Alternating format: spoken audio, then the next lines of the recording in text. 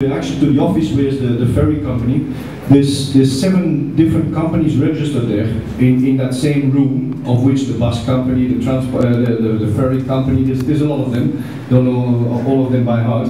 But I just want to take you to a bit of accountancy miracle, and it's very simple. I have a product which I sell, and I'm the only one to sell it, and I have 6 million customers per year. So at the moment, I decide that I'm going to bring a second product in, of which I'm going to sell 2 million of my customers. I haven't lost these customers to a competitor. They're still paying to me, being the bus company now. So I have 4 million taking a ferry, 2 million which I moved on to a bus per year, and the money still comes in the same pocket. Correct? Yes. Because the 2 companies are located in the same room, room 101. If you want to go and check, they are both registered in that room. So it's a bit hard for them to say, oh look, we're losing money with the ferry company, and we say, why don't we look at the bus company at the same time as well, and put them together? And they say, no, you can't do that, because they are separate companies. So that's the first question. Can you explain to me, do you consider actually looking at the product of transportation or the means of transportation which they sell?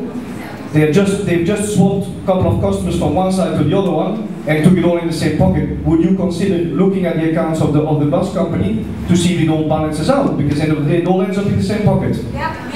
Room 101.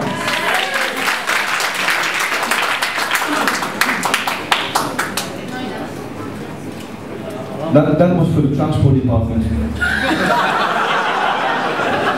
We can answer that. I think we have some. No. We don't need a reply from ongoing. No, we don't need from the ferry company. I would like an answer from the transport department. Well, thank you for the questions. Well, maybe I will answer this way: that under the ferry service ordinance, we can only process the accounts of the ferry companies to.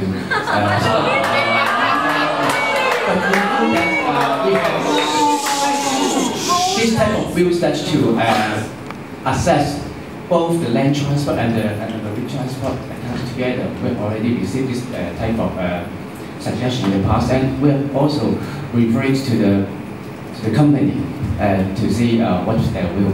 But they do not agree for us to discuss. Just picking up on what you just said there, they refuse to release the information about the bus company. Is that correct? Yes. Yes. And also, in your business knowledge, what could potentially be the reason why they don't want to release that? Is it because they can't find it, or the shy, or what could be the reason behind that? That is not the issue. The issue is here. I've taken, because they claim in their presentation that they've lost 2 million passengers, which they have actually moved onto a bus, for which they are charging and making a profit. But they're not saying that they're losing money with the bus company. Are you losing money with the bus company?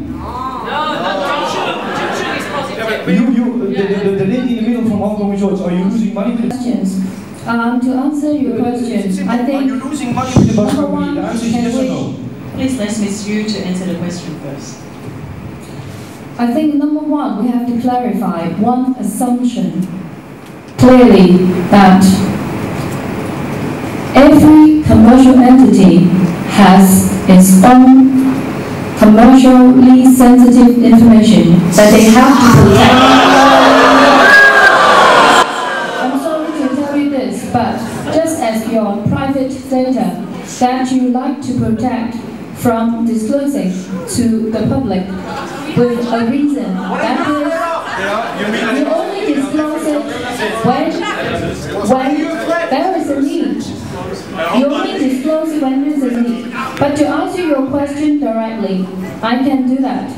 Even if we combine the 2 accounts together, we are still making a huge loss because the bus company can only make a very modest profit in the recent years, and throughout the first 20 few years, it is making a loss. So even accounting for the accumulated accounts for the bus company, we are still not in a very